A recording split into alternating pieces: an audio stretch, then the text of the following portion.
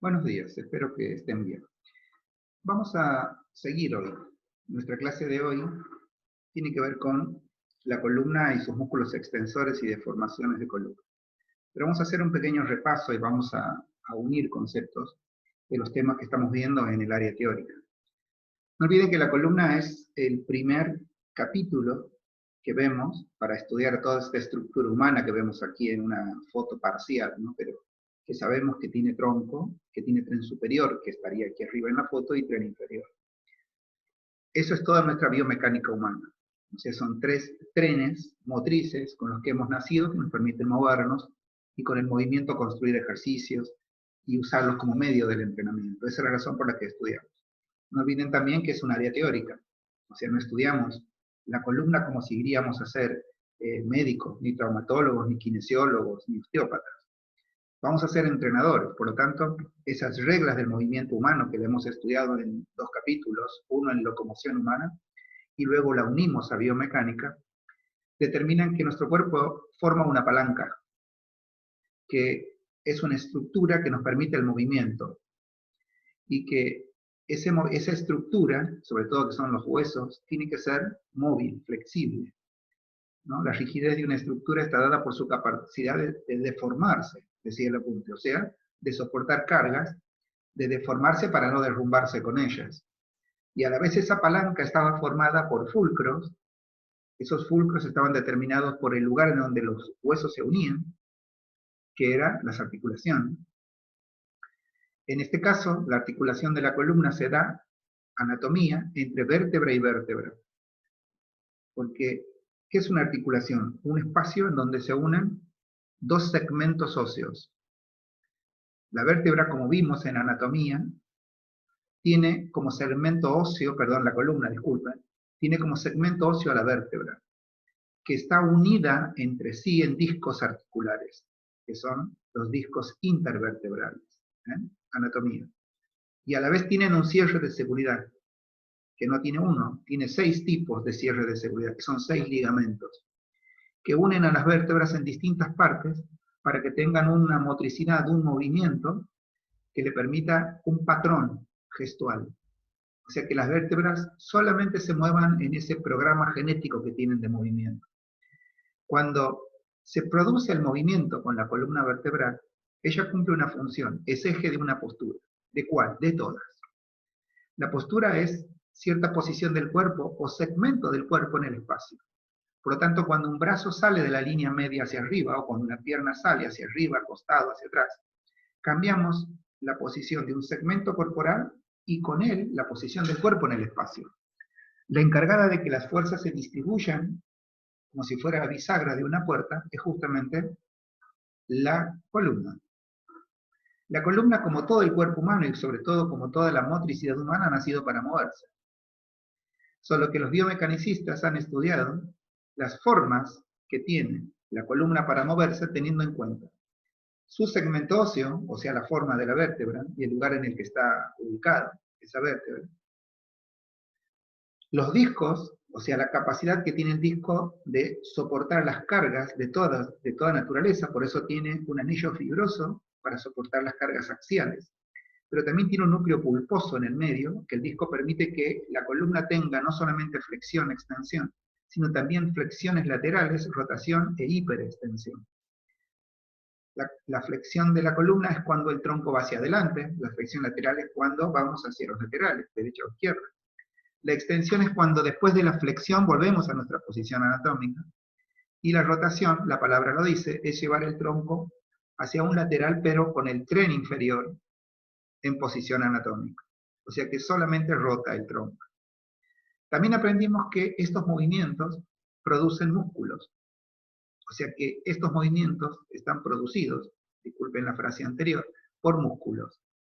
Hasta ahora hemos visto solo los flexores, por eso la clase de hoy es trabajar sobre los músculos extensores. Ahora bien, aquí tenemos el recto abdominal, que aquí está completo, de este lado, para darle paso a lo que serían los tendones que se toman de la línea alba del oblicuo menor. Y aquí estaría de este lado el oblicuo mayor, que aquí está completo como número 4, sería el oblicuo mayor, que es el que ustedes ven. El músculo más profundo, digamos que todos son músculos superficiales, disculpen, de la columna. El músculo más profundo es el transverso del abdomen, que lo vimos en una foto, que está detrás de todos, agarrándose de los huesos. Bien, esos son los músculos flexores. La importancia, ¿por qué quise repasar esto? ¿Por qué entrenamos nosotros a la columna? Primero, para que se eje de postura. El entrenamiento final de la columna, en su parte anterior, o sea, en los músculos flexores, se hace para que sea un antagonista sano de los músculos extensores, que son los verdaderos músculos que luchan contra la gravedad. O sea, los músculos que luchan contra la gravedad son los extensores de columna, no los flexores. Los flexores nos llevan hacia adelante y mantienen una postura general, sobre todo cuando se mueven los segmentos del cuerpo o cuando todo el cuerpo se mueve en el espacio. Por ejemplo, correr, caminar, saltar. Ahora bien, los que tienen trabajo todo el tiempo son los antigravitacionales. ¿Por qué se llaman así? Se llaman antigravitacionales porque son los que luchan contra la fuerza de gravedad en la bipedestación, o sea, cuando estamos parados, sería. Esos son los músculos que vamos a estudiar hoy, que son los músculos extensores de la columna. Y después veremos las formas y deformaciones de la columna. Pero hay algo que tenemos que analizar y cambiamos de pizarrón y llevamos un mate para atrás. Primero, esta es una vista posterior de la columna. Así como los músculos flexores están en la parte anterior del cuerpo. Fíjense que cuido de decir que están en la parte anterior del cuerpo, no digo que están en la parte anterior de la columna. Ya se deben haber dado cuenta, pero paradójicamente ninguno de estos músculos, excepto el psoas, que no se lo ve, se toma de una vértebra. O sea que no podríamos decir que son músculos vertebrales, son músculos flexores de la columna, pero no son músculos vertebrales, o sea, no se toman de la columna vertebral, ninguno de ellos, excepto, insisto, el psoas, que es el que crea la paradoja justamente porque se toma de todas las apófisis transversas de la columna lumbar. Por eso la puede hiperextender también. Ahora, los músculos flexores no son músculos vertebrales. Se toman de la pelvis, de la costilla, de la cresta ilíaca, de la apófisis o base del esternón, pero no se toman de una vértebra. En cambio, la musculatura posterior, o sea, la que está en su espalda, de donde ustedes cuando ven una columna ven la apófisis espinosa, que es la del medio, no olviden que las laterales son las transversas, espinosas. Esta forma de la columna, que aquí no tiene una forma visible, la columna, es en donde se toman los músculos extensores, que están aquí, músculos extensores de la columna. Lo primero que tienen que saber es que la correcta postura de la columna ante la fuerza de gravedad o antes del cambio postural de un segmento corporal, cualquiera, brazos, piernas, cualquiera, de la columna mismo, por ejemplo, cuando ustedes se van hacia adelante en este momento que están estudiando o escuchando una clase, cuando escriben, cuando caminan, cuando levantan algo del piso, en todos esos momentos, la correcta postura de la columna debería ser mantenida. Y no la mantienen los abdominales o el grupo abdominal, sino, como dice el pizarrón, pero también lo va a decir Subabunde, son los músculos extensores de la columna. Ellos son los que permiten mantener la postura erecta en contra de la fuerza de gravedad, por eso son también llamados antigravitacionales.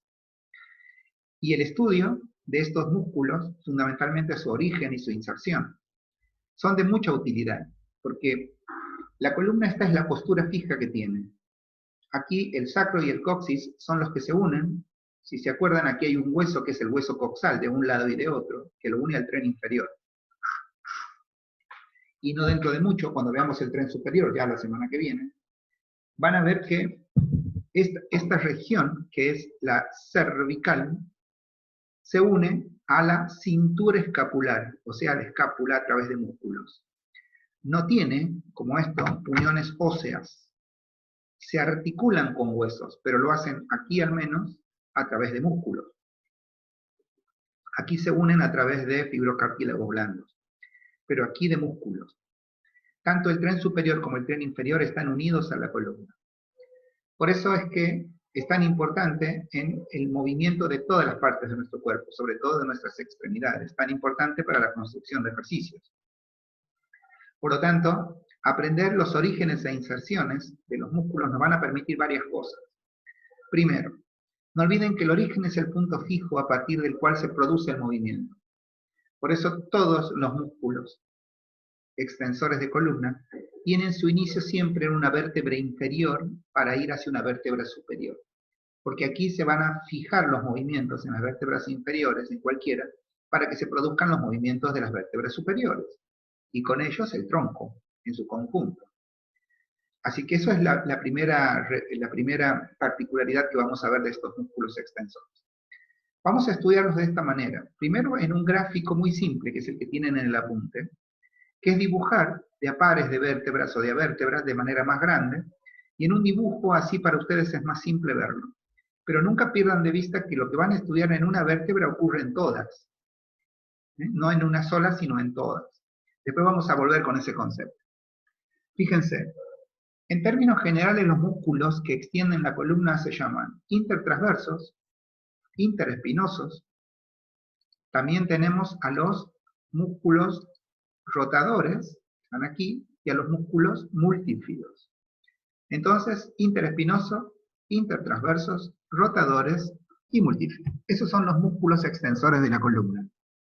Esos 4 músculos, podríamos decir, empapelan a la columna en sus vértebras. Son muy simples de decir por su nombre, dado que en las apófisis transversas están los intertransversos. Lean muy bien su apunte. Yo lo que hice es pasar del apunte directamente a lo que sería mi pizarrón, para que aprendan a leerlos.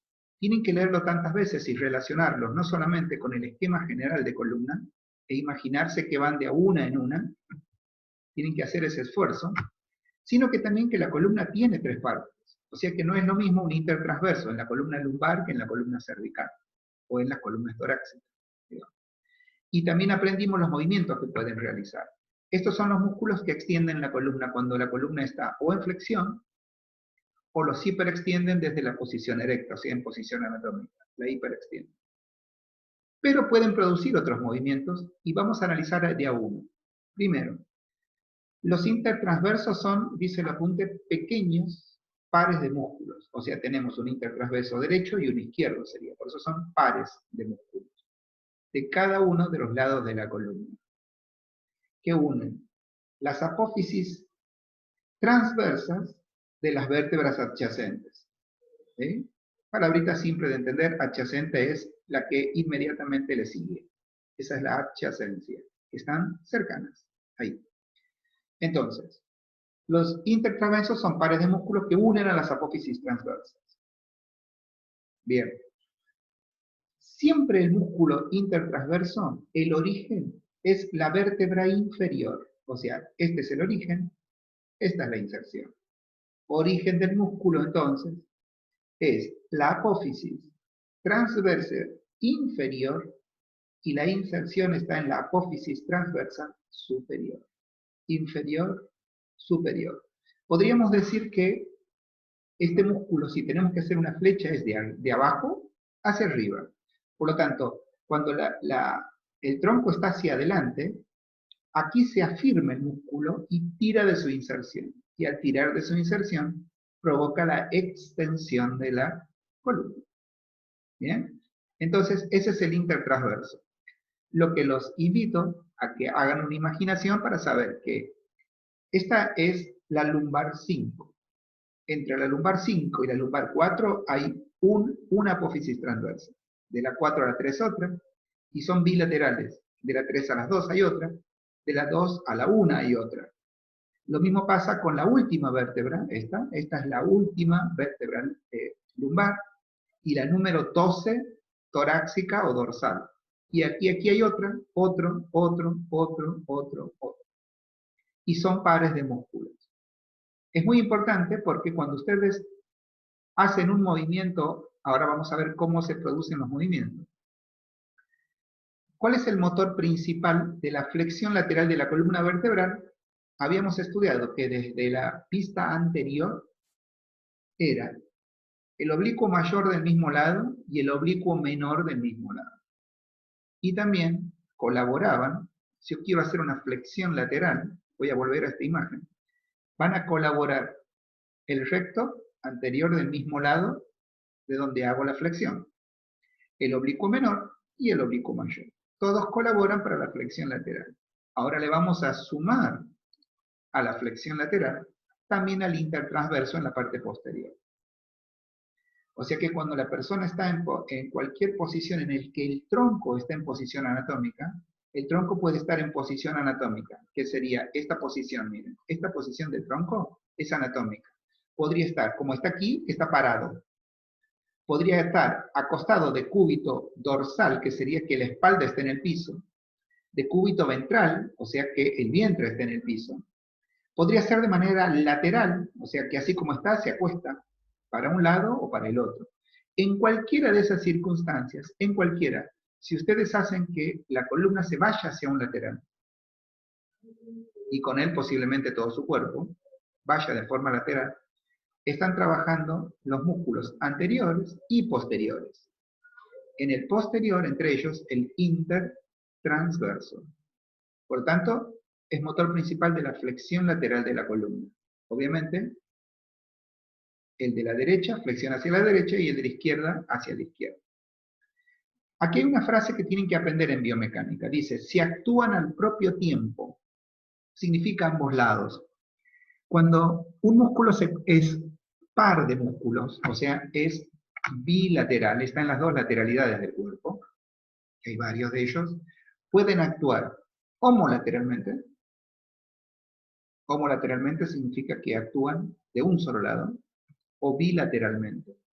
Bilateralmente, en el apunte, sería cuando actúan al propio tiempo, o sea, ambos lados. Cuando lo hacen juntos, ahí sí son motores principales de la extensión e hiperextensión de la columna. O sea que el intertransverso, cuando actúa de manera homolateral, es flexor lateral, del lado en el que se contrae. Y cuando actúa al propio tiempo, es extensor de la columna. Este es el interespinoso. Perdón, intertransverso. El interespinoso tiene exactamente las mismas características. Exactamente las mismas características.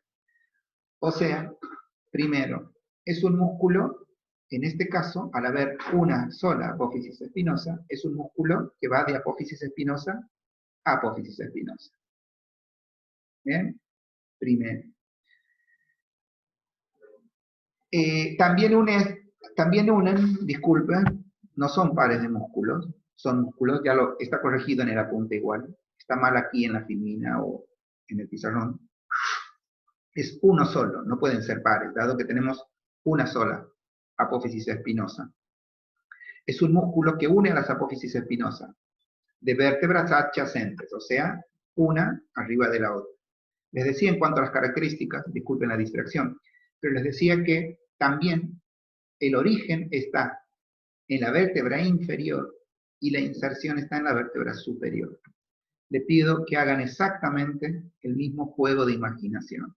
O sea, en la apófisis espinosa de la quinta lumbar estaría el origen. En la cuarta la inserción. Cuarta origen, inserción en la tercera. Tercera segunda, segunda primera. Primera, 12 lumbar. L12 sería. Perdón, dorsal, disculpen, o torácica. Bien, esto es para que ustedes sepan, les dije que estos músculos, todos ellos, tapizan, usé otra palabra antes, pero tapizan a la columna vertebral. ¿Ven? Porque van de una a una. Que lo entiendan así es muy importante, porque si ustedes se acuerdan, cuando en los prácticos hablamos de movimientos específicos, o sea, nosotros en entrenamiento utilizamos dos conceptos para hablar de movimiento. En las entradas en calor solemos hacer movilidad articular general. Significa que son movimientos que son de circunducción, de rotación general corporal, o sea, que se mueve toda la columna en este caso. Pero después hay movilidad articular específica. O sea, cuando uno flexiona el tronco, cuando uno lo extiende, cuando uno lo hiperextiende, en cualquier posición del cuerpo, sentados, parados, en decúbito dorsal o decúbito ventral, cuando lo mueve el cuerpo, ese movimiento específico, flexión, extensión, se llama movilidad articular específica o especial. Porque estamos adaptando la estructura anatómica, o sea, le estamos dando motricidad, le devolvemos funciones, muy posiblemente a vértebras que en la vida cotidiana casi ni uso. La posición cervical, que tiene la mayor capacidad de movimientos en la vida, se lo utiliza casi siempre como soporte del cráneo. No hace flexiones, extensiones, rotaciones, hiperextensiones. A menos que se empiece a sentir una comprensión o que el cerebro esté con muy poca irrigación. Entonces hay un movimiento que se llama reflejo de motricidad cervical. Pero las torácicas, por ejemplo, nunca hacemos movimientos forzándolas, porque no olviden que ellas están fijas, porque forman el tórax, forman la caja torácica. Entonces, están normalmente fijas. Si no fuera que un entrenador o un alumno que aprendió a mover mueve la columna torácica, casi no se mueve. ¿Y qué ocurre ante la situación de inmovilidad o sedentarismo? Cuando la motricidad no se ejecuta, la estructura anatómica pierde la función. Entonces, aprender a mover las cervicales, las torácicas y las lumbares permite una columna móvil. Y como tiran de un origen hacia una inserción, y como todas las vértebras son origen e inserción, todas, una de otra, son origen e inserción, tirar de un origen y estimular una inserción implica que ese hueso tiene metabolismo óseo. O sea, trabaja, cuando ustedes tiran de una vértebra para hacer una flexión, una extensión, o cuando tiran de una apófisis, o cuando tiran de una costilla, de cualquier hueso que tiren ustedes, activan el metabolismo óseo. El osteocito sensa ese estiramiento en este caso, o este movimiento en este caso. Es el estímulo mecánico. El tendón se toma de ella, del hueso, de la célula ósea, tira, el osteocito lo sensa, el osteoclasto, inducido por el osteocito, genera el inductor químico para que el osteoclasto produzca la resorción ósea. Así se remueve el hueso viejo. Y después viene el anabolismo, o sea, viene la actividad osteoblástica. Y eso mantiene los huesos más sanos y móviles.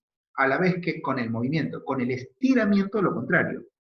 Cuando ustedes estiran, o sea, flexionan a la columna, los extensores de la columna se estiran. Todos los elementos elásticos de los tendones, los ligamentos, y lo que recubre a los músculos, ¿se acuerdan? Endomicio, perimicio y epimicio, se estiran y renuevan por catabolismo y anabolismo a lo que serían las fibras colagénicas y elásticas de ese músculo.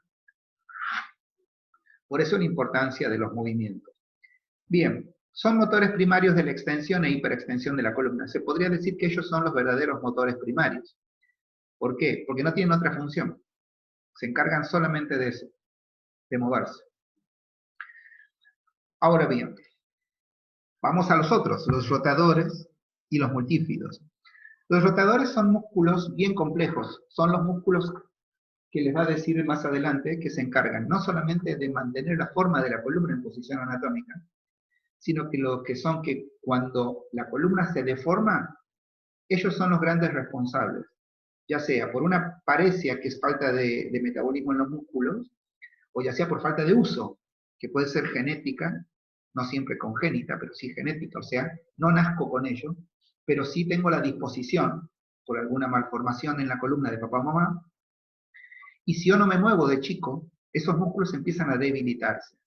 Y tienen una particularidad estos músculos. Si ustedes se fijan en la postura que tiene el músculo en la columna, van a deducir conmigo que estos músculos, si se fijan, ¿ven? Son una especie de carpa, que su origen siempre va a estar en las vértebras inferiores.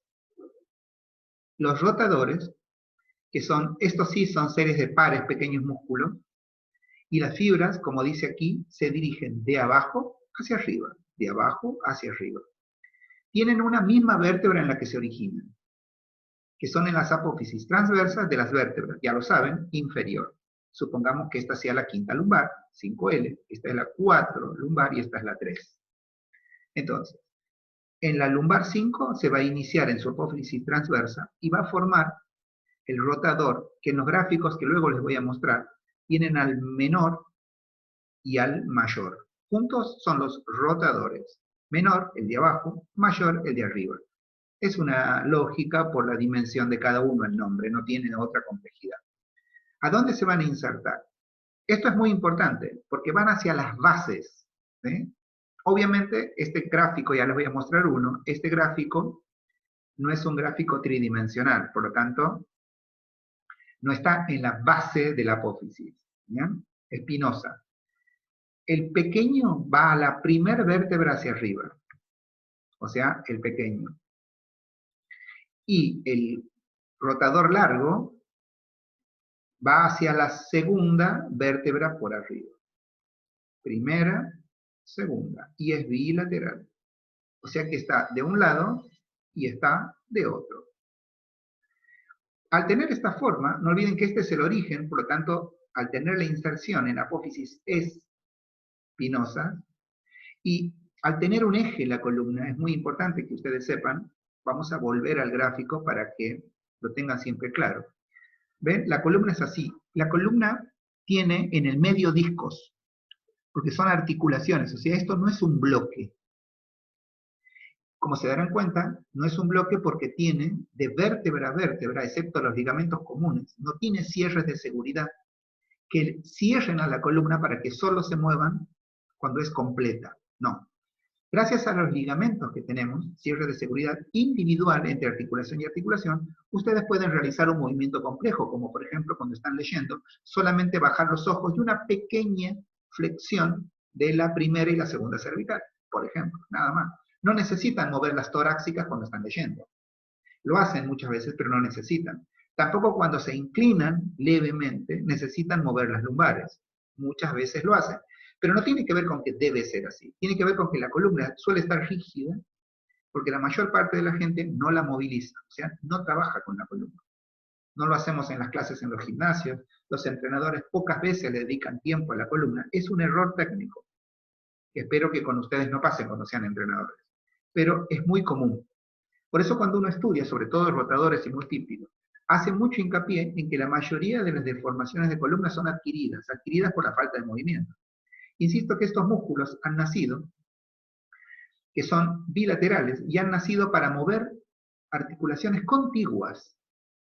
Se mueven juntos porque tienen el mismo origen, pero cuando se mueven, mueven la vértebra adyacente a su origen y la adyacente a su inserción. O sea que las mueven. Cuando actúan al propio tiempo son extensores. Pero, como dice aquí, rotan la columna hacia el lado opuesto cuando la contracción, la acción es homolateral, o sea, cuando no actúan al propio tiempo. Cuando los rotadores de la derecha, ellos se contraen, como la columna está en eje y ellos tiran de las apófisis, rotan la columna, pero hacia el lado opuesto. Lo mismo que los oblicuos mayores. Por el origen y la inserción, como este es el origen, y tiran desde aquí, cuando tiran, la columna produce una rotación hacia el lado opuesto. Lo mismo pasa de aquí. Si tiran de este lado, de la izquierda vamos a suponer, tiran, van a rotar la columna hacia el lado derecho. Entonces la acción es ser motor primario para la rotación de la columna vertebral hacia el lado opuesto. En cambio, si actúan al propio tiempo, o sea, de ambos lados, son motores primarios de la extensión e hiperextensión de la columna. Si actúan al propio tiempo. ¿Bien? Los multífidos podemos decir que cumplen exactamente la misma función y tienen una particularidad.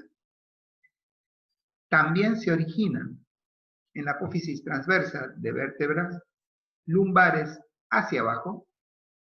Lo único que tienen que saber es que no hay multífidos en las cervicales. Solo lumbares, solo dorsales. O sea que hasta aquí arriba llegan los músculos interespinoso, intertransverso y los rotadores. Los multífidos llegan solamente hasta las torácicas, o sea, hacia las dorsales, hasta las verdes en el gráfico. O sea que aquí no tenemos multífido. El multífido es un músculo idéntico en origen e inserción a lo que va a ser el rotador mayor. O sea, apófisis transversa de vértebras lumbares y dorsales, allí, y se insertan en las apófisis espinosas de la segunda vértebra por arriba. Segunda por arriba, ¿ven? Cuando leen la inserción del rotador mayor, también es la segunda vértebra hacia arriba. O sea que comparten origen e inserción. El rotador mayor con el multífido. Y al igual que la musculatura rotadora, son pares también de músculos, y las fibras se dirigen de abajo hacia arriba, con una particularidad hacia adentro. Y también pueden actuar homolateralmente y también pueden bilateralmente. Cuando trabajan al propio tiempo, o sea, bilateralmente, es cuando producen la extensión. Y aquí es cuando vuelven a su imaginación. Si ustedes dibujarían aquí, todos ellos, intertransversos, interespinosos, de toda la columna, a los rotadores de toda la columna y a los multífidos, eso va a hacer que no se vea ni una apófisis de atrás. De hecho, cuando ustedes se tocan, solo se pueden tocar la espinosa. Porque en la espinosa, en la vértebra, no tienen ningún tendón. Les voy a mostrar ahora, en un dibujo, y en una especie de esquema, cómo son esos músculos un poco más reales, digamos, que mis dibujitos, que son para que los entiendan y puedan identificarlos bien. Aquí solo le puse nombre a los músculos que nosotros estudiamos, que son los que cuando producimos el movimiento del ejercicio entrenamos y desarrollamos. En este caso, el rotador menor. Si se fijan en el rotador menor, se va hacia abajo. ¿Ven que se va hacia abajo? Aquí lo van a ver bien. ¿Se acuerdan que decía que se tomaban de la parte interna? ¿Ven? Fíjense, este es el rotador, este es el menor, este es el mayor, y fíjense aquí está el multífido, el famoso multífido, el más flaco y más largo. Fíjense que para esto les traje este gráfico. Fíjense cómo son las uniones del hueso con el músculo. Ahí también están de blanco, ese sería el tendón. Hay tendones flacos y largos y hay tendones anchos. La musculatura extensora de la columna tiene inserciones anchas. ¿Ven? Se toman del hueso. Esto le da una gran motricidad al hueso. Lo mismo pasa con los rotadores. Fíjense cómo este rotador que está aquí, perdonen, cómo el rotador que está aquí, ¿ven? Este rotador se toma. Y este también, pero ven que está lateral. ¿Ven por qué se pueden tocar la espina? Porque ahí no hay ningún músculo. Por eso se tocan la apófisis espinosa, se la pueden tocar ustedes. O sea que ustedes se pueden tocar la apófisis espinosa. Se la pueden, en este momento llevan hacia atrás sus dedos y se tocan la espalda y flexionan un poco, se tocan. Solo tienen piel aquí arriba. Inclusive los interespinosos que están en las apófisis espinosas, si se fijan, ¿ven? Están adentro de las vértebras, no arriba, sino adentro, por dentro de las vértebras. Por eso ellos cuando se contraen de abajo, tiran hacia aquí y producen la extensión y la hiperextensión. Y lo mismo pasa con los intertransversos. ¿No? Intertransversos, ahí están. Esos serían los músculos. Y aquí están con vientres un poco más alargados. Pero estos gráficos nos ayudan a tener ahora sí conciencia de cómo es el músculo extensor de la columna. No olviden de las situaciones generales, ¿no? Siempre van de abajo hacia arriba, siempre. Siempre. Los bilaterales, que son todos menos los interespinosos, que solo van entre espinas, ¿ven? Espina y espina, entre espina y espina. Así, apófisis espinosa, apófisis espinosa, apófisis espinosa. Eso. Los otros son los dos bilaterales. Aquí, para no enturbiar el dibujo, están dibujados homolateralmente, o sea, de un solo lado, pero en realidad son de los dos lados. Tanto multífidos, tanto rotadores como intertransversos son de ambos lados. Esta musculatura es la que tiene que estar muy móvil. La movilidad de cada región de la columna lo permite. Por eso cuando adaptamos una columna es como una regla biomecánica que siempre primero se mueve, y si es posible empezar por las cervicales, tratar de mover las torácicas casi exclusivamente, y después las lumbares casi exclusivamente. Después de hacer movimientos generales, o sea, de toda la columna. De toda la columna. Y después que la columna es móvil, la movilidad le devuelve la anatomía a todas las estructuras, a las vértebras, a los discos, a los ligamentos, a todos. Antes de trabajar la fuerza de los músculos, ahora ya conocen los extensores y los que conocimos la clase pasada, que fueron los flexores. hay que mover a la columna y hay que practicar estiramientos. Lo vemos en los prácticos el cómo. Pero el movimiento y el estiramiento le devuelve la motricidad a la columna para que luego puedan, con ejercicios y sobrecarga, con intensidad, trabajar sobre los vientres musculares. Los vientres de los músculos, que son sin duda el objetivo final del proceso de entrenamiento.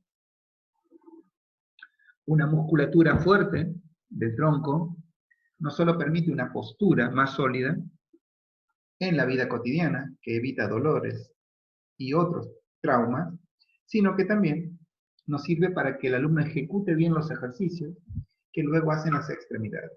No olviden, la columna es el eje de la postura. Aquí tiene el movimiento, ¿ven? De extensiones de columna, pero movimientos propiamente dichos. Estos son movimientos. Aquí está rotando, aquí está haciendo flexiones laterales. ¿Ven?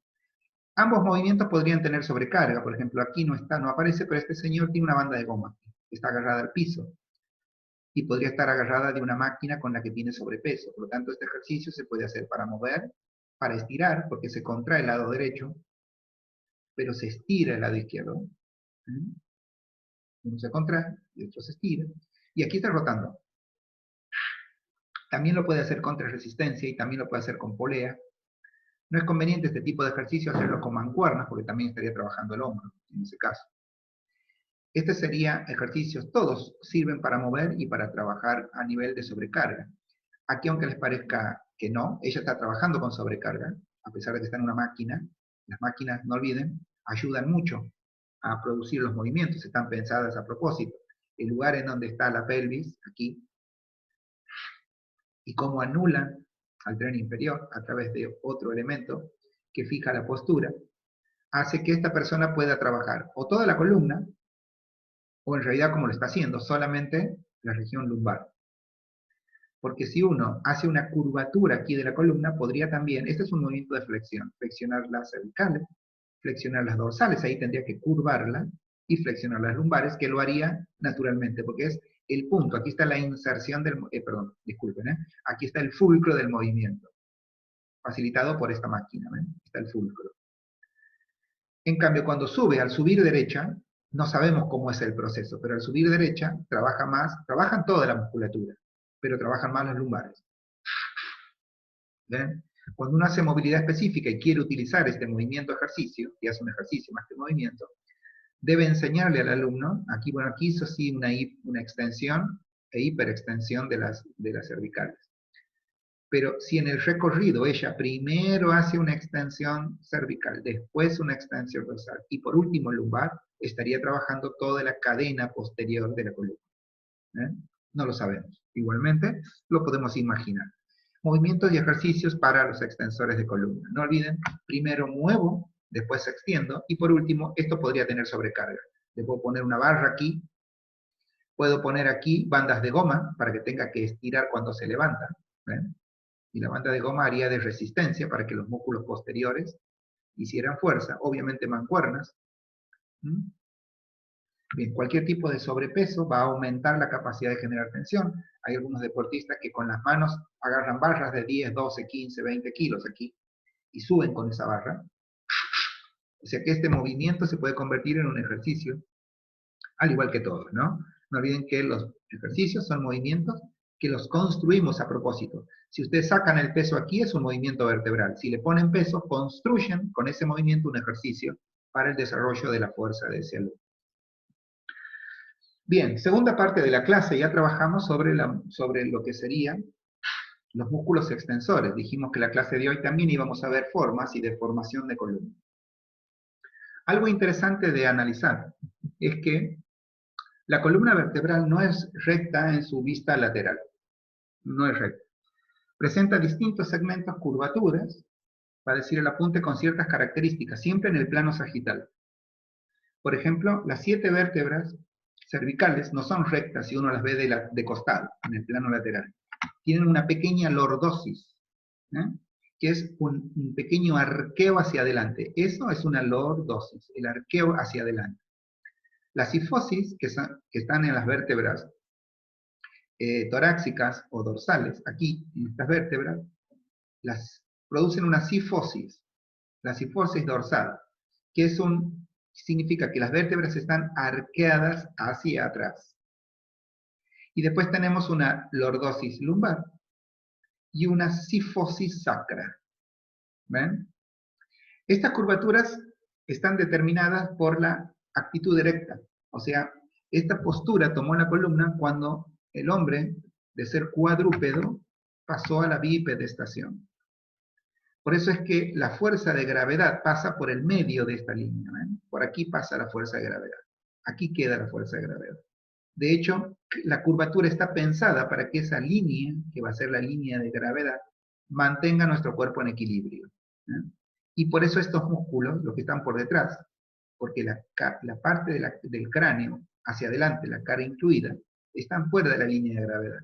Por eso cuando alguien se desmaya, o sea, se le apaga el cerebro, no cae hacia atrás, a menos que esté inclinado, sino que cae directamente hacia adelante o hacia el centro, según cómo esté la cabeza, que es la que pesa, y la que en este momento, en cualquiera de sus posturas, podrían estar sentados. En la única posición en la que la gravedad no incide, están acostados.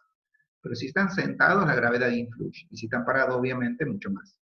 ¿Bien? No olviden que para sentarse, flexionan la cadera y la rodilla, pero el tronco queda en la misma postura.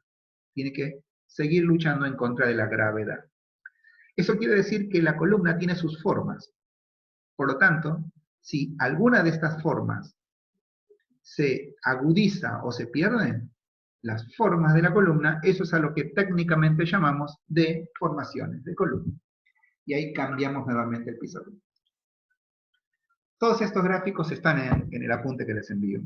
Así que la primera vez a mí me gusta que escuchen la clase sin apunte, pero después pueden volver con los apuntes a escuchar la clase, porque la pueden volver a ver.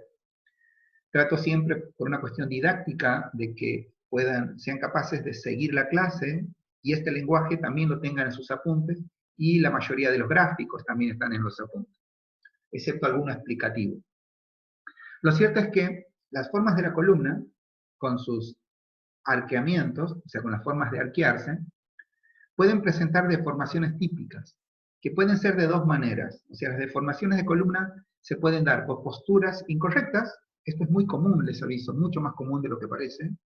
Obviamente pueden ser congénitas, la columna tiene enfermedades congénitas, o sea, nace con la persona, o pueden tener características genéticas o adquiridas, o sea que tienen la disposición, ya sea en cualquiera de la estructura anatómica, porque cuando se deforma una columna, tiene dos formas de deformarse.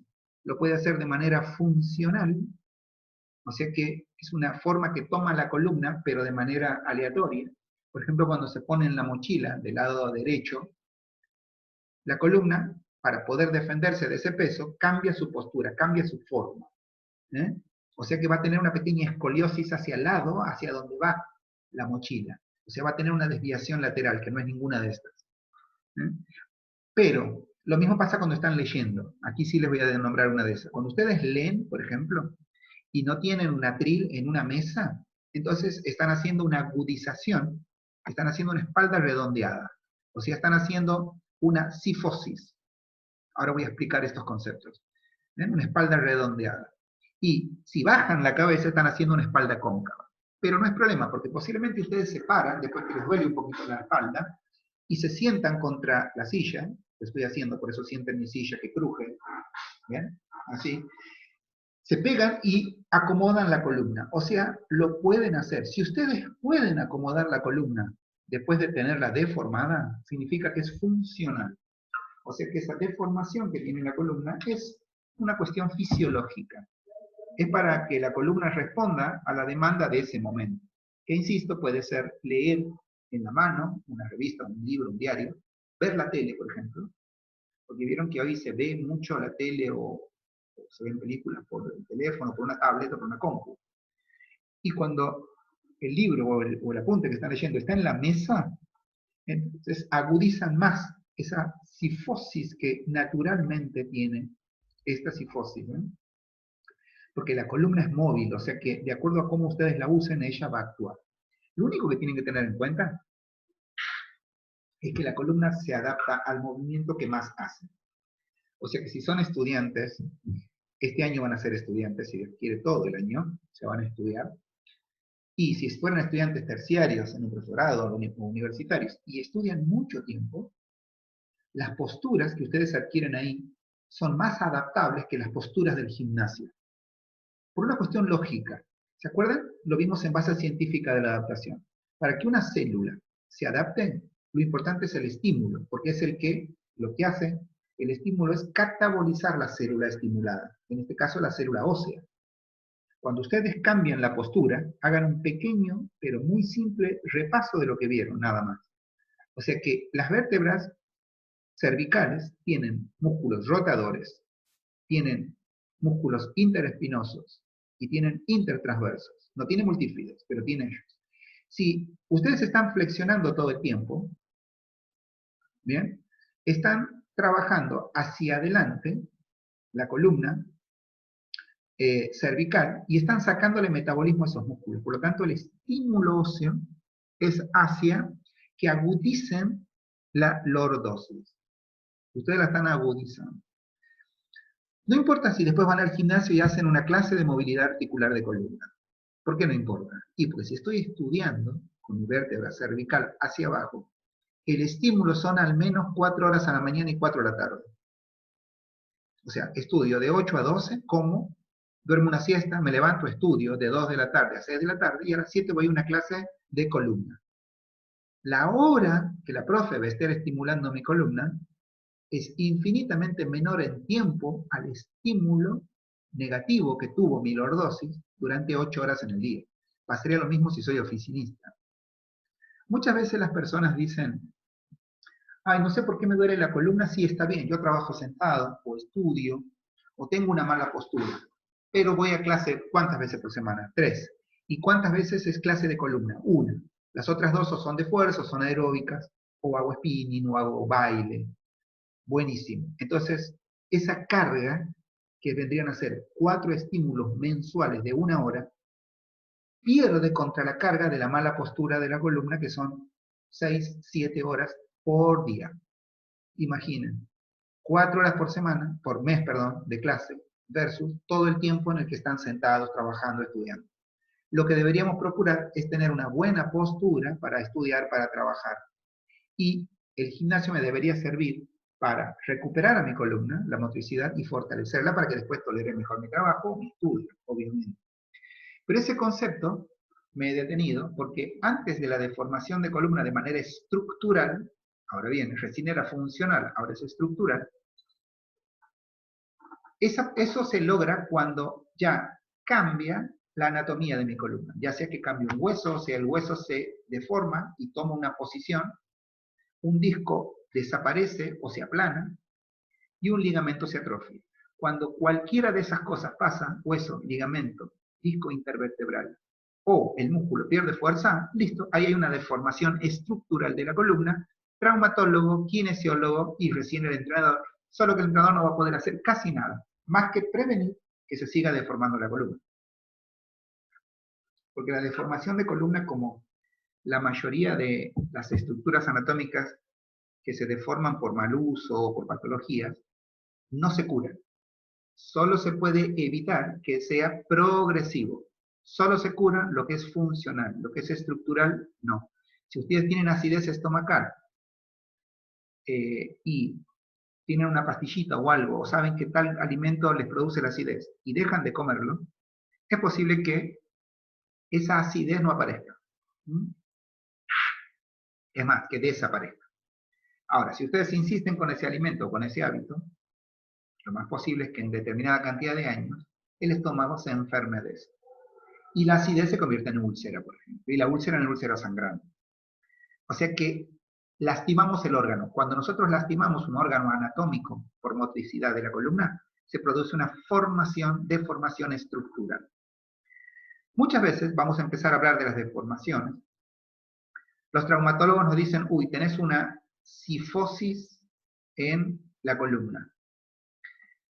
¿Por qué lo dicen? Bueno, porque obviamente las personas comunes no todo el mundo estudia. O sea, porque si alguien, a cualquiera que estudie, dice tiene cifosis, ustedes le podrían decir, y es obvio, todos tenemos cifosis, todos tenemos lordosis. Lo que quieren decir los traumatólogos es tienes una agudización de la cifosis. Cuando se agudiza la cifosis y me saca de la línea media, o sea, me saca de mi posición anatómica, cuando se agudiza, puede tener dos situaciones que van a ser deformaciones. No olviden, esta deformación se da cuando cargo mal una mochila, cuando leo, ¿no? Y es funcional.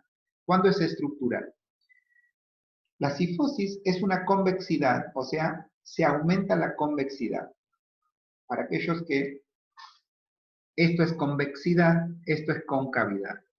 Convexidad, concavidad.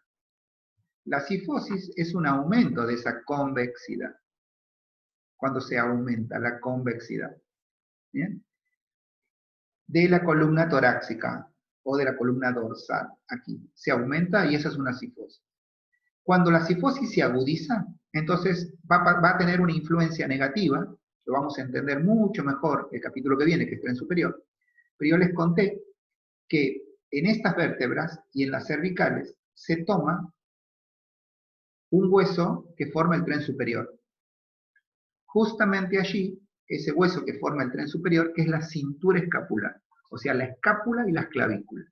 Cuando ustedes llevan hacia adelante, se va a producir el efecto de hombros caídos, porque van a tirar para abajo a la escápula. Y la escápula y el húmero forman, aquí, ¿ven? Escápula y húmero, aquí, forman el hombro. Entonces, cuando la cifosis se agudiza tanto, esa convexidad se agudiza tanto, entonces los hombros se caen. Y ahí está el famoso fenómeno de los hombros caídos. Es una desviación hacia adelante de la cintura escapular. Este concepto lo van a entender mejor cuando veamos la articulación escápulo-humeral, o sea, la escápula con el húmero y la clavícula con la columna. Pero sepan que el tren superior, como se los he dicho muchas veces, desde el punto de vista del esqueleto, igual que el tren inferior, se toman de la columna. Por lo tanto, cualquier deformación de la columna va a implicar deformaciones en el tren superior, como la que estamos viendo, hombros caídos, ya van a ver luego en el tren inferior como aquí. ¿Por qué? Porque es verdad que yo tengo una lordosis, pero si esa lordosis se convierte en patológica, ya sea funcional o estructural, significa que va a haber una exageración de la columna lumbar. Por eso es lordosis, hiperlordosis podríamos llamar. Así como también se le llama hipercifosis a la cifosis patológica, o cuando ya es una deformación de la curvatura normal de la columna. Esta exageración que está aquí, hay una exageración de la columna lumbar.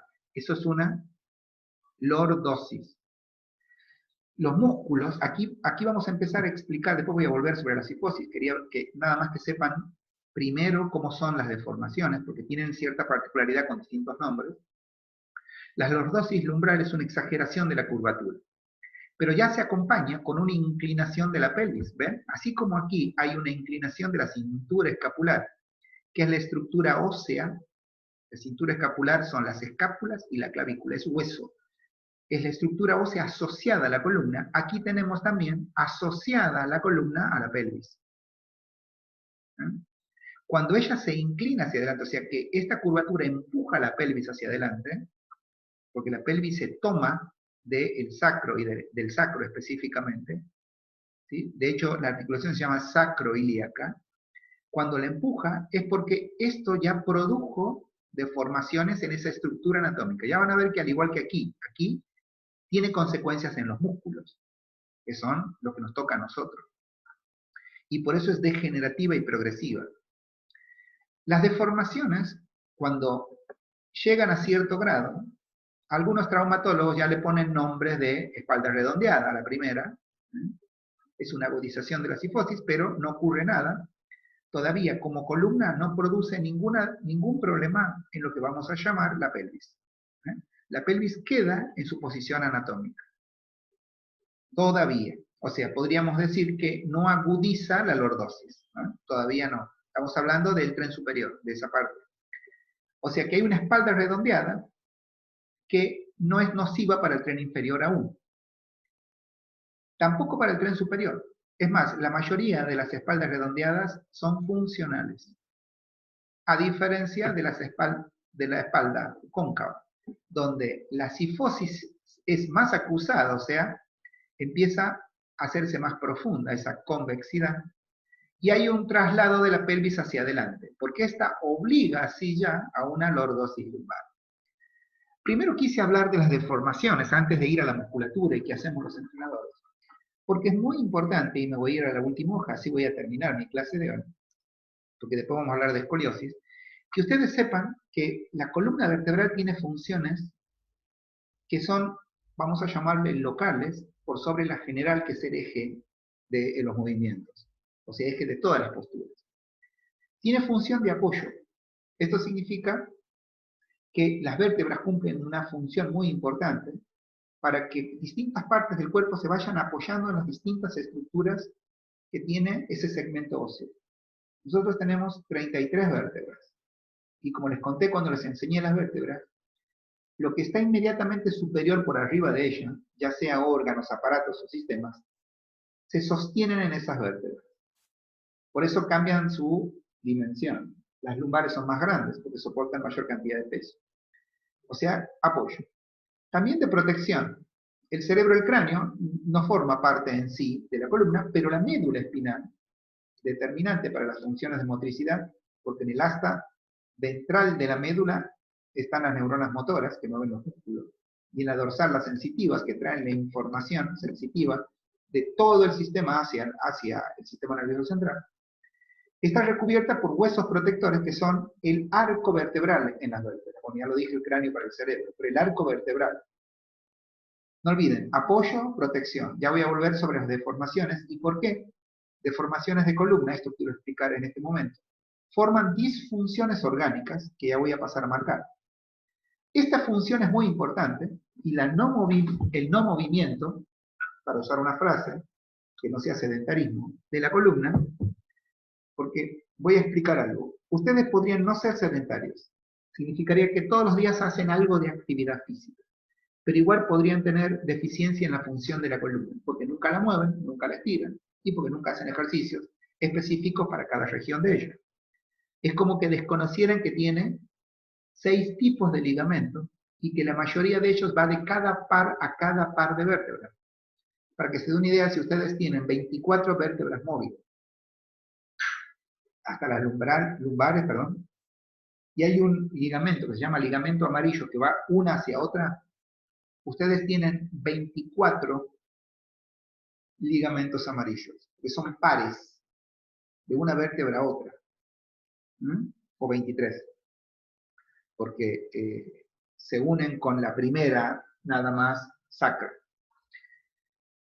Bueno, entonces, la función de suspensión es muy fácil perderla, porque son los discos vertebrales los que amortiguan la presión de los impactos. Pero vuelvo a decir, no solo porque salten, por el solo hecho de caminar, ya impactan.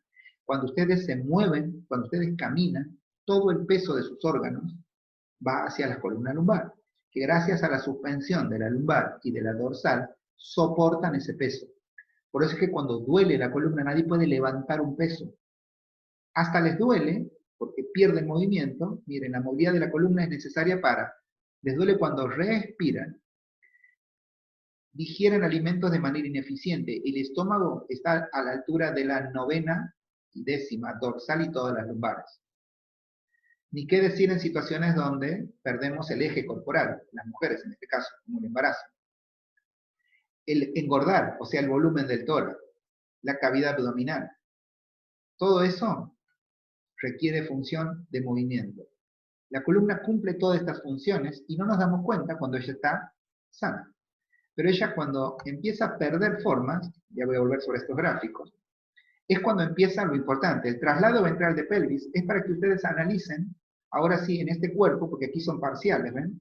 Cómo se puede deformar toda la estructura anatómica porque se deformó la columna. Porque no solamente se agudizó aquí la cifosis, esta convexidad, sino que aparte ya hubo un adelantamiento de pelvis hacia adelante.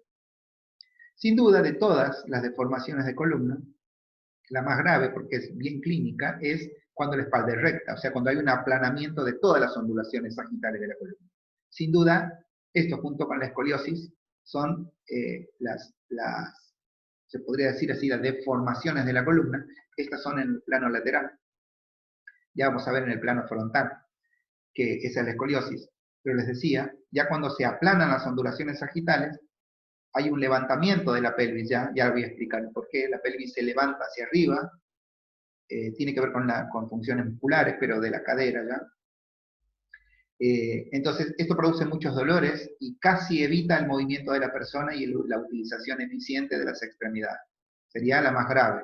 Muchas de estas, la mayoría de las espaldas rectas que se conocen son congénitas, o sea, el ser vivo nace con este tipo de espaldas. ¿Qué hacemos los entrenadores con estas deformaciones de columna? ¿Qué hacemos los entrenadores? Bien. Volvamos a la cifosis. Primero voy a decir una norma general, para que se les grabe. Es obvio que cuando los huesos cambian de posición el origen y la inserción de los músculos. La mayoría de los huesos que estudiamos nosotros, no olviden que nosotros hay huesos, músculos, ligamentos, tendones que no estudiamos, porque no vamos a ser médicos. Si ustedes conocen a alguien que haya estudiado medicina o tienen un médico, cuando ustedes les muestran un apunte de GP, se mueren de risa. Pero se mueren, no paran de reírse por 3 días. ¿Por qué? Porque cada uno de los temas que ustedes tienen en el título, no sé, vértebra, por ejemplo, es un capítulo del libro de anatomía patológica, de anatomía 1 de las carreras de medicina o del ciclo básico inclusive. Entonces, cuando ustedes hagan un baño de humildad, ¿creen que saben algo de vértebra? No saben nada. Saber que tiene un cuerpo, que tiene un agujero vertebral, que tiene apófisis y láminas, es no saber nada de vértebra, pero para nosotros es suficiente. Al saber qué es un disco intervertebral, saber qué es un ligamento, que es un tejido conectivo sólido, porque tiene más colágeno que elastina, ligamentos. Ese capítulo en Anatomía 1 ese tema tiene 3 capítulos. Porque imagínense que tienen que estudiarlo a todos en todo el cuerpo, porque ellos se van a encargar no solamente de diagnosticarlo, sino de curarlo cuando sean médicos. Nosotros solo lo estudiamos como cierre de seguridad. O sea, fíjense que en una frase dicen el objeto de estudio. Esto sirve para 2 cosas. Primero, para que tengan humildad ante un profesional en el futuro, cuando se enfrenten. Los entrenadores son muy respetuosos. Son muy de decir los médicos no saben nada, los traumatólogos no saben nada, ese kinesiólogo es tonto o es malo, o no sabe qué dice. Nosotros tenemos ciertos conocimientos adquiridos por nuestra carrera que no están adquiridos en la carrera de ellos. Pero en un volumen de conocimientos es un porcentaje bajo. Lo que ellos saben de lo que nosotros estudiamos, el volumen es infinitamente superior. Cualquier persona que tiene un guardapolvito blanco, y aquí tiene un nombre que dice, estoy marcando la parte superior del pectoral, que dice doctor Pérez, por ejemplo, o traumatólogo Mancilla, o kinesiólogo López, ¿sí? Esa persona estudió 12 años. Y ustedes estudian 2 cuatrimestres, de los cuales uno solo, que no es entero, estudian locomoción humana y movimiento, que les sirva de baño de humildad, digamos, y también para otra cosa, para que cuando estén sentados al frente del apunte yo les pida que sepan orígenes, inserciones, o qué hacemos, no crean que estudian mucho, ¿no? Algunos alumnos me dicen, profe, ¿qué estamos estudiando? ¿Medicina? Entonces le digo, eso es desconocer una carrera de medicina. No solo de medicina, de cualquier carrera universitaria. El volumen de conocimientos que adquirimos como entrenadores es muy bajo en relación a lo que la ciencia sabe de lo que estudiamos. Pero, por eso estudiamos área teórica, ¿no? Porque nosotros estudiamos un fenómeno, que en este caso es la deformación de la columna. El área teórica es un espacio en el cual explicamos científicamente fenómenos que ocurren en una sola disciplina, que es el entrenamiento. Por eso es que cuando nosotros estudiamos, todo lo relacionamos con el movimiento, el ejercicio y el plan de entrenamiento. Lo último que yo les dije en relación es que una columna es central porque es eje de postura, pero que muy fácilmente se deforma ante actividades cotidianas, muy fácil. La razón, la estructura anatómica que tiene. 33 huesos, de los cuales 24 son móviles. Y tiene ligamentos, o sea, cierres de seguridad entre vértebra y vértebra, excepto el común anterior y el posterior, que es lo que permite, es un cierre de seguridad para las flexiones y extensiones e hiperextensiones, y para mantenerlas en posición anatómica. Pero solo eso, sabemos. Ahora bien, ¿qué hacemos los entrenadores? Les decía, como norma general, cuando hay una estructura anatómica deformada, el músculo asociado a esa región anatómica, por eso estudiamos músculos, orígenes e inserciones, es el que se va a pagar la consecuencia. Cuando hay una cifosis, o cuando hay un hombro caído, que es lo que está en este lugar, que ya sabemos lo que es, y las estudiamos juntas porque uno favorece a que se instale la otra, o sea, primero tengo una cifosis y después se me caen los hombros, sería. Puede ser, ya les dije, estructural o puede ser funcional. Salvo que haya una prescripción médica, la movilidad de la columna tiene que ser normal, natural. Y si es estructural no podemos hacer nada. O sea que a la cifosis y a los hombros caídos estructurales ya son así, y hay que trabajar para que no siga produciendo malformaciones. Por ejemplo, que no tenga consecuencias la región pélvica. O sea que no ocurra esto, sería. Ya lo vamos a estudiar en espalda cóncava. Pero por definición, hay que trabajar mucho la movilidad y el estiramiento de la columna asociada al tren superior y de la columna asociada, sobre todo a la pelvis y a la cintura escapular. Movimientos es lo que nos va a ayudar con esta situación. Ahora bien, cuando trabajamos la lordosis, vamos a tener un pequeño problema, porque no olviden que aquí ya hay una inclinación de pelvis hacia adelante, en la situación lordótica, sobre todo de la lordosis lumbar. No olviden que la lordosis también puede ser cervical. Los músculos de la porción inferior de la espalda, por ahora le vamos a llamar así, no hemos estudiado esas articulaciones todavía, por lo tanto los músculos, algunos conocemos, otros no, pero desde la porción inferior de la escápula se acortan y los abdominales se alargan. Aquí lo pueden ver, ¿ven? Si ustedes, esta porción de músculos, o sea, todos los músculos lumbares en el caso de los extensores, pero aquí tenemos otros músculos del tren superior que lo vamos a estudiar después, que terminan en el tren inferior, y hay músculos del tren inferior aquí también, en esta región. Por ahora sabemos los extensores de columna nomás, o sea, nuestros interespinosos, intertransversos, rotadores y multífidos. Estos músculos se van a acortar. ¿Por qué? Porque se acercan orígenes e inserción. En cambio, al llevar hacia atrás el abdomen, ¿ven? Estoy estirando al abdominal. O sea, estoy alejando del origen, que es el pelvis, la base del esternón. Entonces, se acortan y los abdominales se alargan. Cuando eso pasa, ya estamos hablando de músculos, como hábito, por ejemplo, o se aplica demasiado peso a los bordes posteriores de los cuerpos vertebrales, eso también puede pasar. O sea, por ejemplo, cargo la mochila, por ejemplo. Hay una tendencia de adoptar una posición de hombros abducidos, o sea, el hombro se tira para atrás, para compensar esa desviación del peso corporal. Si es funcional es más fácil, porque ¿qué hacemos si es funcional? En los casos flexibles sería.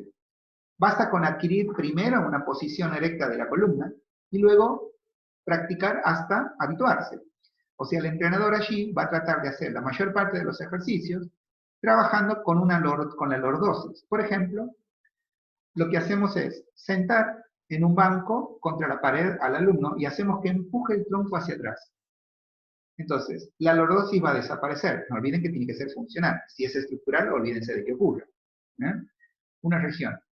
Este ejercicio es un poco más fuerte si el alumno, en vez de sentarse en una silla sin flexión de cadera y sin flexión de rodilla, se sienta en el piso. Ahí va a haber una flexión de cadera más profunda, pero la cadena posterior de la pierna no va a ayudar.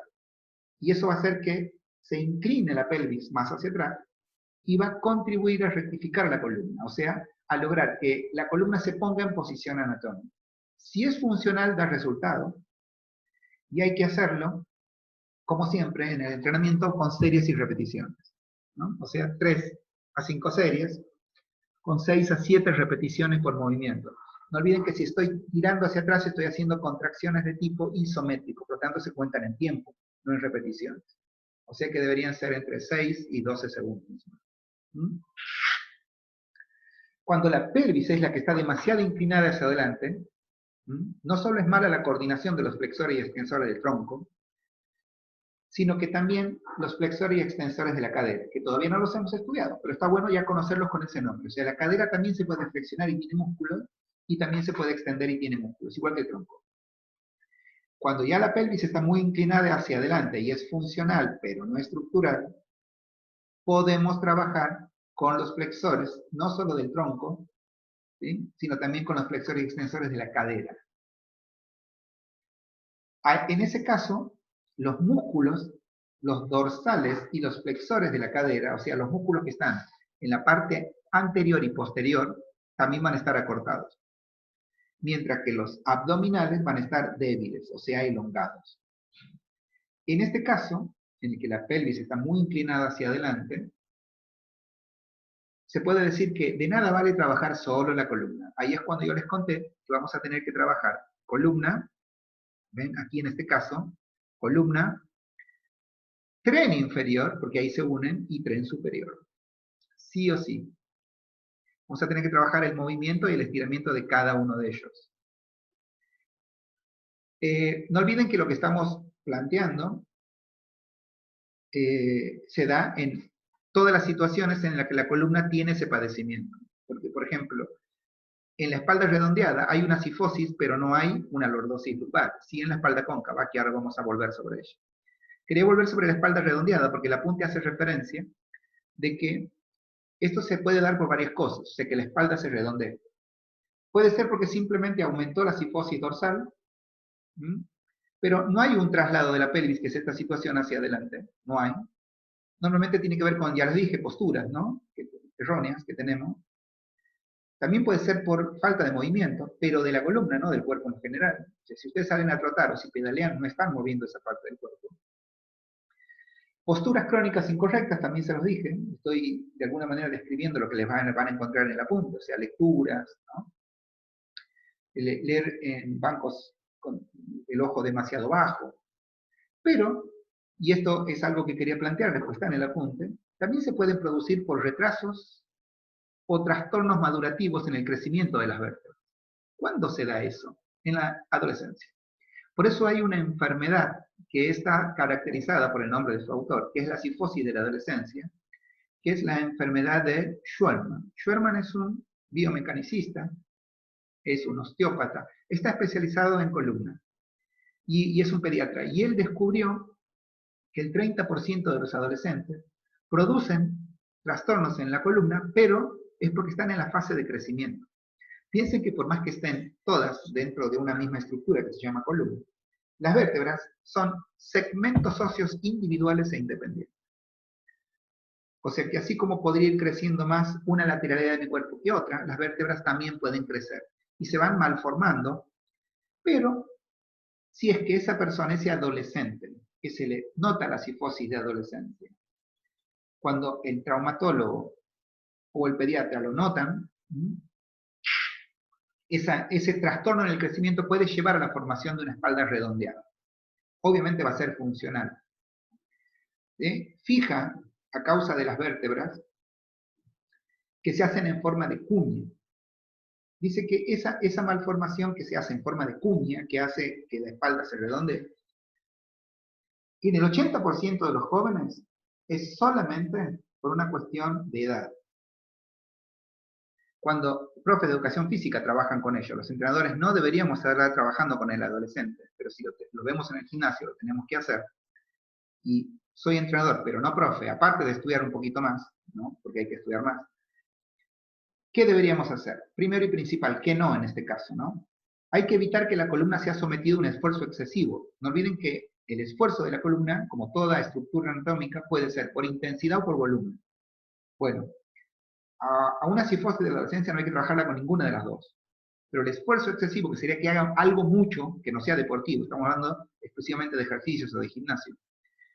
Sobre todo hay que renunciar a cualquier tipo de actividad que tenga carga axial. O sea, que la carga venga desde arriba hacia abajo en la columna. Por ejemplo, el levantamiento de peso, ¿no? Por ejemplo, saltos en un trampolín o gimnasia con aparato, en el cual se efectúan muchas extensiones y flexiones de la columna, ¿no? Entonces, por ejemplo, remos, remar, o nadar mariposa, por ejemplo. Lo que sí hay que hacer, el apunte les va a decir esta frase, no hay nada que objetar, ¿no? Entonces se puede hacer, es el fortalecimiento de la musculatura, trabajando de cúbito, o sea, acostado en el piso, ya sea boca arriba o boca abajo, como vimos en los dibujitos. porque la musculatura del tronco fuerte siempre va a contribuir, a estabilizar esa columna. Eso es muy importante. Bien, vamos hacia la desviación lateral de la columna. Voy a terminar esta parte, después voy a dar un cierre, pero no olviden. Cuando ustedes leen que cualquier deformación de la columna produce debilidad, nosotros primero movemos, después estiramos y después fortalecemos. Y cuando produce debilidad, y cuando produce contractura o acortamiento, primero movemos y después estiramos. Y el estiramiento con métodos de flexibilidad, que en técnicas lo están aprendiendo, en entrenamiento el otro cuatrimestre. Pero la flexibilidad es una capacidad motora, por lo tanto tiene métodos, segundos, tiempos. Los músculos cuando están o contracturados o cuando están acortados requieren de estímulos de estiramientos, pero ya con la capacidad motora, flexibilidad. Llegamos a quizás la desviación lateral de la columna, que es una desviación de la vista frontal. Si ustedes ven la persona, a cualquier persona con columna escoliótica se la puede ver. A la otra habría que ponerla de costado para ver, pero esta de frente se ve. La columna escoliótica o la escoliosis. Es una deformación de la columna, la escoliosis, en el plano frontal. Tiene ligeras desviaciones laterales. Cuando ustedes ven eso se puede ver en una radiografía. Cuando se ven en una radiografía, el 10% de las personas, en cualquier persona, el sacro está alineado con la base de la columna. O sea, está recto en relación a las piernas y demás. Por lo tanto, la mayoría de nosotros, se podría decir, tiene una leve escoliosis. Ahora, solamente se llama escoliosis patológica, y ahora sí venimos al pizarrón, solo voy a explicar cada frase. Es una desviación, pero esa desviación tiene que ser lateral y duradera. O sea, lateral y duradera. La desviación no puede ser por una mala postura, por ejemplo, porque me paré sobre una pierna versus la otra. Cuando ustedes se paran en una pierna para descansar porque están cansados, entonces se deforma casi toda la columna, sobre todo hay hombros caídos unilateralmente. O sea, si se apoyan en esta pierna, se apoyan, como flexionan la rodilla, entonces se van a apoyar sobre ella y van a producir aquí, se van a separar los hombros. Un hombro va a quedar para arriba, el otro va a quedar para abajo, y eso va a producir la escoliosis, que va a ser funcional. Por lo tanto, es muy común esto, una escoliosis. Ahora, si eso es duradero, o sea, ya no hay forma, yo creo que me paro derecho como está este señor, e igual tengo esta desviación lateral, esa ya es una escoliosis. ¿Por qué se produce? Aquí está. Porque las vértebras contiguas, unas con otras, contiguas, adyacentes, tienen una torsión concomitante. O sea, una se tuerce en relación a la otra. O sea, estas vértebras deberían estar una sobre de otra. ¿Ven? Las vértebras deberían estar en esta posición. Así. Una sobre de otra. Así. Si una vértebra gira en relación a la otra, entonces va a crear una escoliosis en C. Si está derechita, ahí ven, no tiene una escoliosis. En cambio, si una vértebra tiene una torsión y es concomitante la torsión con la vértebra siguiente, ya estamos ante una escoliosis. En este caso, es escoliosis porque ya no se puede, de manera activa, dice, ni con ejercicios, ni con kinesiología, se puede lograr que la columna vuelva a su posición anatómica, o sea que sea normal. Es una enfermedad degenerativa. Es progresiva. ¿Sí? Es muy importante saber eso. ¿Por qué? Ante una escoliosis, como representa una combinación de desviación lateral, ¿sí? Hacia aquí, pero también, si se dan cuenta, de rotación longitudinal, o sea, la columna rota sobre su propio eje. Vamos a ir a un gráfico más claro todavía, ¿ven? La columna aquí va a rotar en su propio eje. Esta columna, como es una vista posterior, es esta vista, tendría que estar derecha. Lo que le pasó aquí es que hay una desviación lateral. Pero para ver la vértebra, primero tuvo que hacer una torsión concomitante, ¿ven? Aquí. Y la vértebra quedó así. Entonces, es una combinación de desviación lateral y de rotación longitudinal, o sea, sobre el eje que cruza la columna por aquí adentro. Pues sería el cuerpo, por el cuerpo vertebral, por acá. Bien, ahora hay una situación. Porque hay que ver cómo se produce esto, cómo se produce esta situación. Para lo cual vamos a repasar algo. ¿Las vértebras se tuercen? Sí, cuando yo tuerzo el tronco. ¿Se acuerdan cuándo? Cuando hago una rotación. Cuando ustedes rotan el tronco, se puede rotar el tronco porque esta musculatura es antagonizada. O sea, este músculo que está aquí es el rotador menor. El rotador menor de la derecha produce una fuerza antagónica con el de la izquierda. Si ninguno de los dos hace más fuerza, entonces no habría una torsión concomitante, que es el caso este. Si este rotador y este rotador, estos son los gráficos de los rotadores, ¿ven? Esto que estoy marcando ahora. Si este rotador y este rotador y este rotador y este tuvieran exactamente la misma fuerza, mantienen la columna en esta posición. Vamos a suponer que yo quiero rotar esta columna, no esta rotación, no, que toda la columna rote. O sea, yo quiero hacer esto, miren. Yo quiero hacer que mi alumno haga este movimiento que les voy a mostrar ahora, este movimiento. Entonces mi cerebro va a mandar una orden a los músculos rotadores, tanto al oblicuo mayor como a los rotadores y multífidos de la espalda. Va a mandar una orden. O sea, va a mandar que le diga a las neuronas motoras del asta ventral de la médula que produzcan la rotación. Entonces, volvemos a este gráfico. ¿Qué va a pasar? Estos músculos se van a contraer. Todos estos se van a contraer.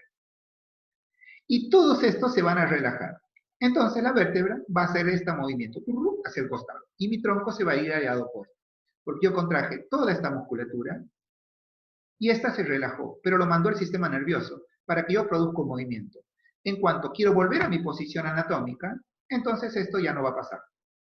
El sistema nervioso va a volver a mandar fuerzas y se van a volver a antagonizar las contracciones.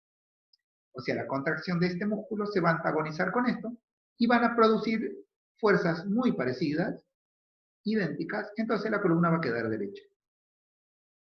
¿Qué pasaría si por cualquier circunstancia, solamente, porque no vamos a enfermar todos los músculos, este músculo, por ejemplo, y este músculo, este rotador menor y este rotador mayor, de pronto están contraídos, pero estos no?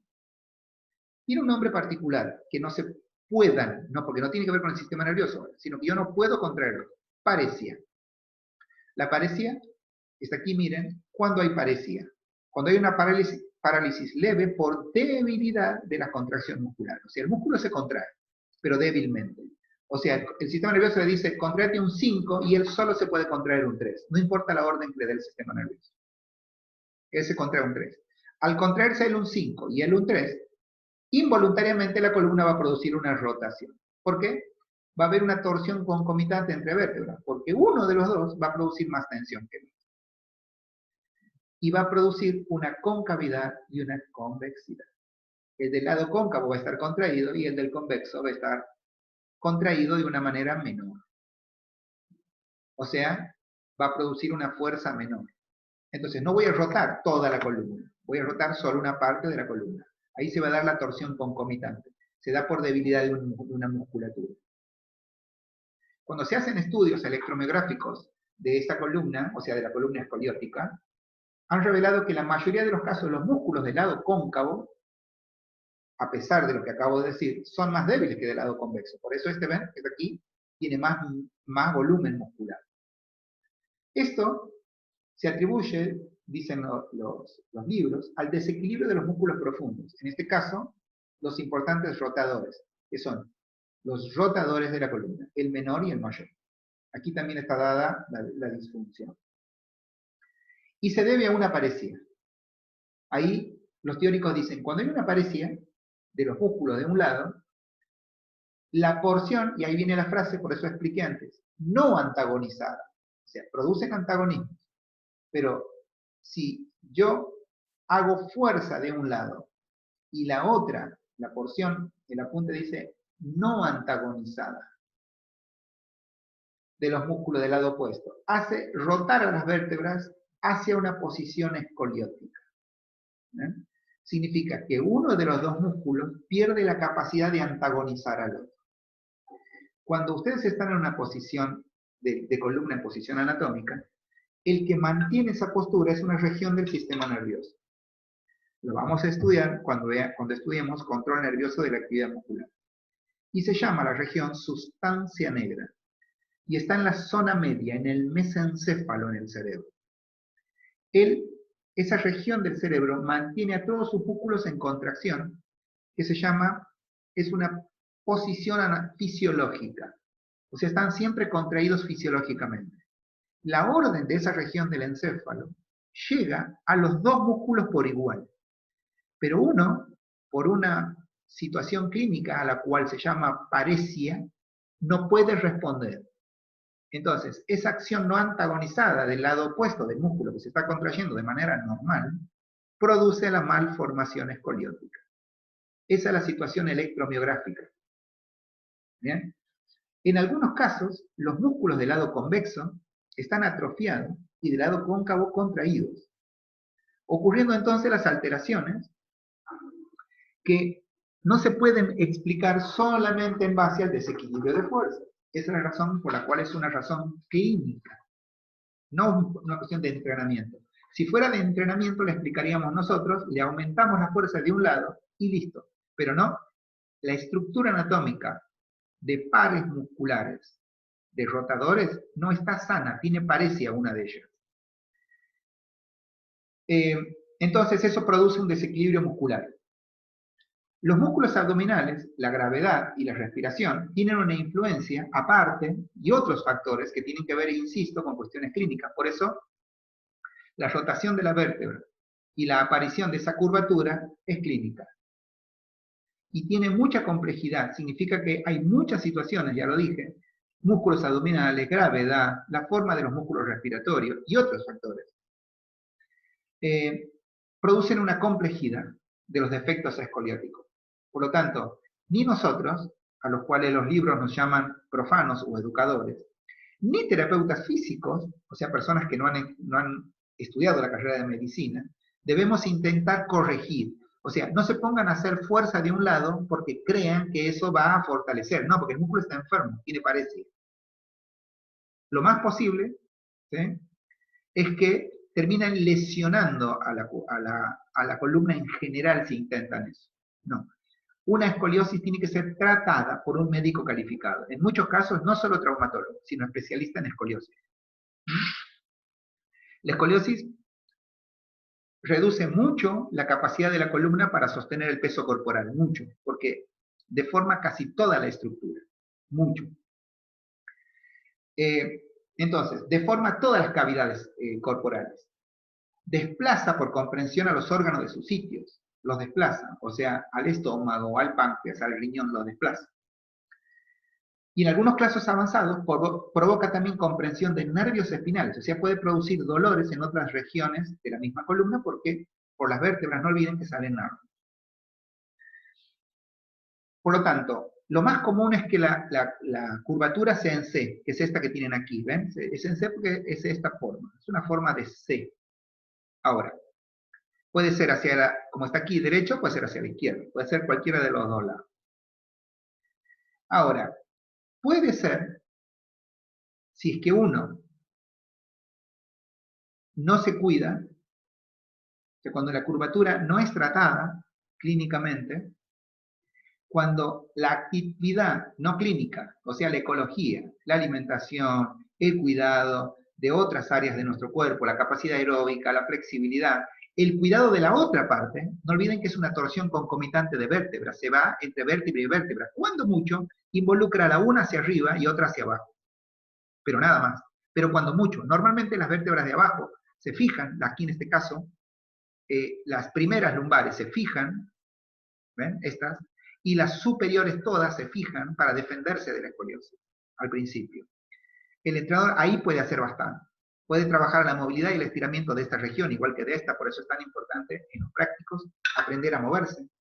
Por eso es tan importante aprender, que les enseñemos y ustedes aprendan la movilidad de las zonas bajas y de las zonas superiores de la columna.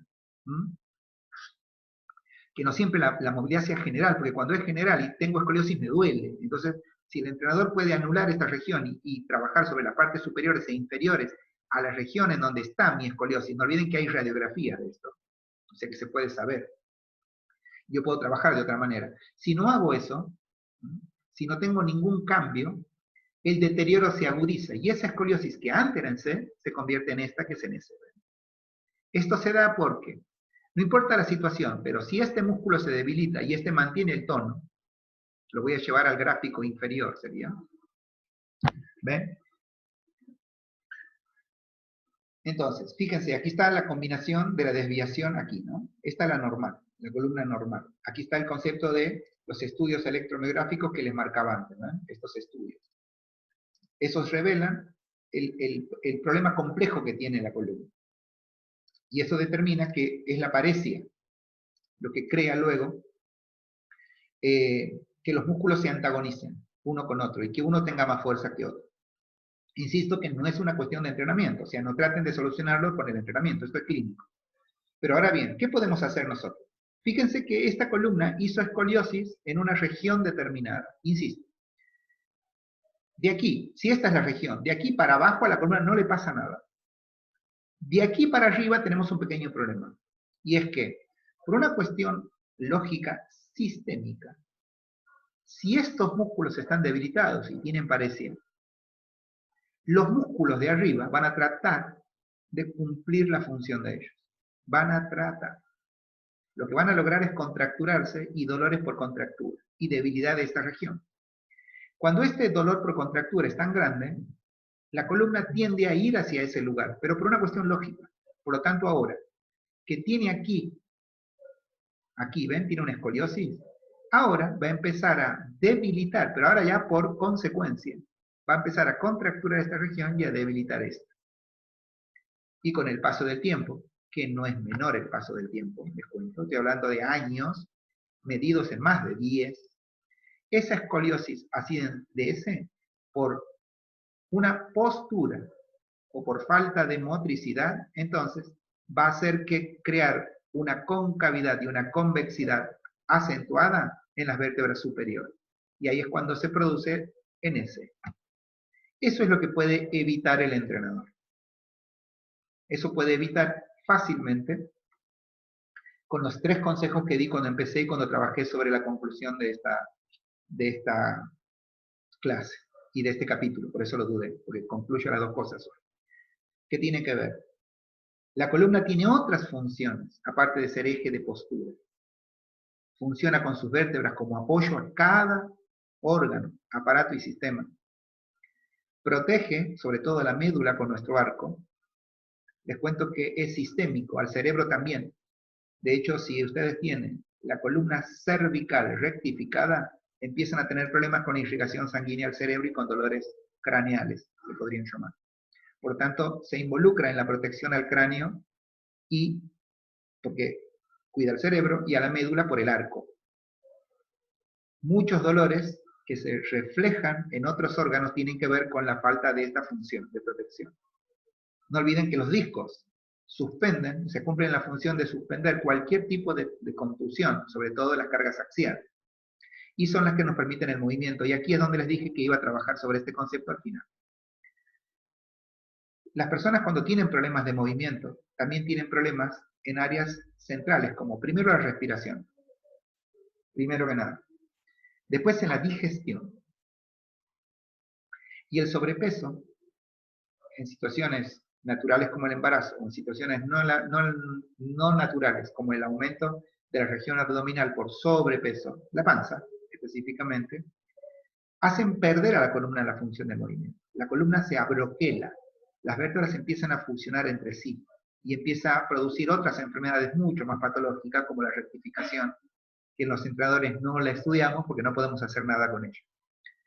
Pero sepan que mover la columna, estirar la columna y hacer que la columna trabaje con movimientos y después fortalecerla son los pasos que deben seguir. Cuando entrenan la fuerza, Tudor Bompa, que es el metodólogo con el que estudiamos, dice que la zona media, que es la columna, es lo primero que se debe desarrollar para poder trabajar la fuerza de las extremidades. Ley de la fuerza, ya estudiada por los entrenadores, pronto van a trabajar los alumnos de de técnicas de gimnasia, creo que voy a ser el profesor de ese momento, van a trabajar con la fuerza en las técnicas y ahí lo vamos a estudiar Tudor. Muchas gracias por la atención, que tengan lindo día.